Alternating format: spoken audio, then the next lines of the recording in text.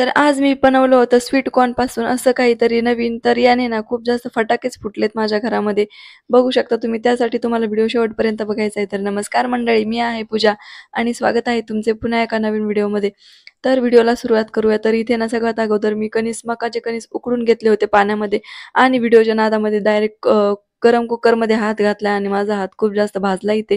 त्यानंतर मी इथे ना असं लावून घेतलं, हे टूथपिक आहेत ह्या, त्याला सगळे मी असे कणसाचे दाणे लावून घेतलेले आहेत. तर यामध्ये ना माझ्या मिस्टरांनी पण मदत केली माझी. मला हे करताच येत नव्हतं अगोदर. त्यानंतर त्यांनी थोडीशी मदत केली आणि मग दोघांनी आम्ही तेवढं लावून घेतलं आणि एवढं आम्हाला स्टिकमध्ये लावायला खूप जास्त वेळ गेलेला आहे. बघू शकता तुम्ही अशा प्रकारे तुम्हाला टूथपिकमध्ये लावून घ्यायचं आहे ते.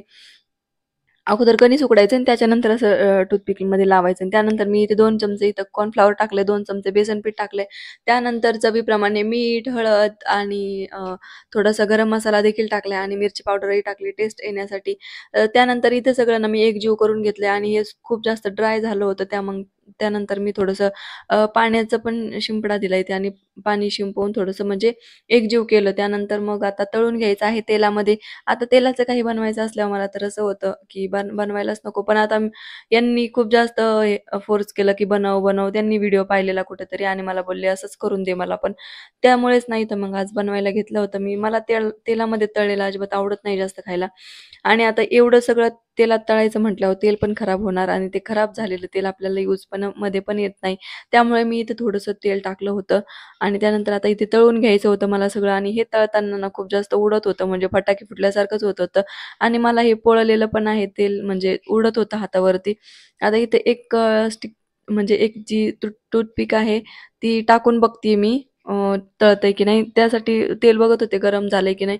पण इथे खूप जास्त तेल तापलं होतं त्यामुळे मी गॅस बंद केलाय आणि बारीक गॅसवरच तळून घ्यायचंय तुम्हाला हे. त्यानंतर आता तळत होते इथे मी आणि एक ना जळालेलं पण होतं त्यात अगोदर जे टाकलं होतं तेल खूप जास्त तापलेलं होतं त्यामुळे जळालेलं होतं. बघू शकता अशा प्रकारे तुम्हाला तळून घ्यायचं आहे ते आणि तुम्हाला जर डायरेक्ट बेसन पिठामध्ये बुडवून जरी तळायचं असेल तरी पण तळू शकता तुम्ही. मी नाही ते जास्त नव्हतं केलेलं बेसन पीठ त्याला जास्त नव्हतं लावलेलं थोडं-थोडंच लावलेलं होतं. हे क्रिस्पी तळून घ्यायचं आपल्याला क्रिस्पी होण्याच्या नादामध्ये हे ना जास्त उडायला लागलं होतं अंगावरती. आता पुढे दाखवते मी व्हिडिओमध्ये उडतच होतं हे सारखं. माझे मिस्टर ना कुठे पण व्हिडिओ पाहतात आणि मला हे असंच बनवून द्या असं म्हणतात. आता त्यांना काय माहिती हे बनवण्यासाठी किती जास्त मेहनत लागते आणि हे बघू शकता तुम्ही इथे उडत होतं हे मला पोळायला पण इथं आणि यावरती ना मी यांना खूपच जास्त हे झाले चिडले यांच्यावरती.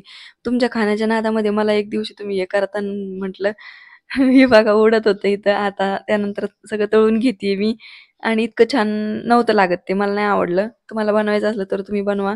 पण मला नाही आवडलं ते. कारण की त्याच्यामध्ये खूप जास्त तेल शिरलं होतं आणि अनहेल्दी झालतं.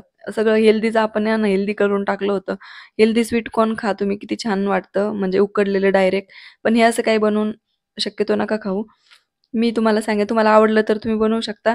पण माझ्या मिस्टरांना आवडलं, मला काही आवडलंच नाही ते आणि इथं आता तळून झालेलं होतं माझं सगळं आणि त्यानंतर आता मग त्यांना देणार होते खायला आणि हो याच्यानंतर ना तळल्याच्या नंतर पण मी याच्यामध्ये चाट मसाला ते टाकलेला आहे. आता इथं दाखवते मी आणि हे उडतच होतं सारखं-सारखं. मला तर इथं भीतीच वाटत होती. पण काही नाही एवढं तळून घेते सगळं आणि त्यानंतर मी दाखवते तुम्हाला मी याच्यामध्ये काय-काय टाकलं परत आणि इथं हाताला पोळलेलं होतं मला तेल उडत होतं ना म्हणून.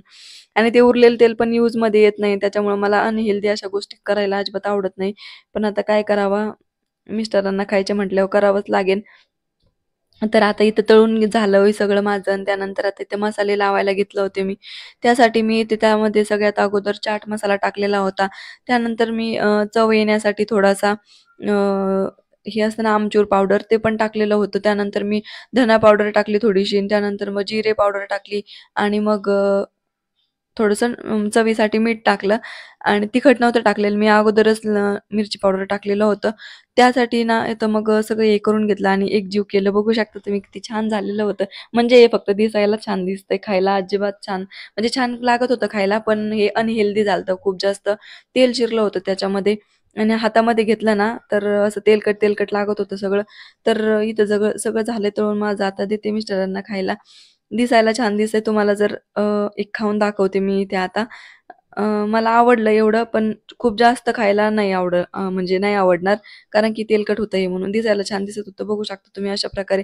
तुम्हाला जर रेसिपी आवडली असेल तर तुम्ही नक्की ट्राय करा एकदा आणि भेटू एका नवीन व्हिडिओमध्ये. तोपर्यंत सगळ्यांना श्री स्वामी समर्थ आणि हो, माझ्या चॅनलला सबस्क्राईब करायला विसरायचं नाहीये. सबस्क्राईब अवश्य करायचं आहे. नवीन-नवीन व्हिडिओ जर तुम्हाला माझे असेच पाहायचे असेल तर लाईक करा व्हिडिओला आणि कमेंट्स करा. कसा वाटला तुम्हाला, रेसिपी कशी वाटली ते. तर भेटू एका नवीन व्हिडिओमध्ये. तोपर्यंत सगळ्यांना श्री स्वामी समर्थ.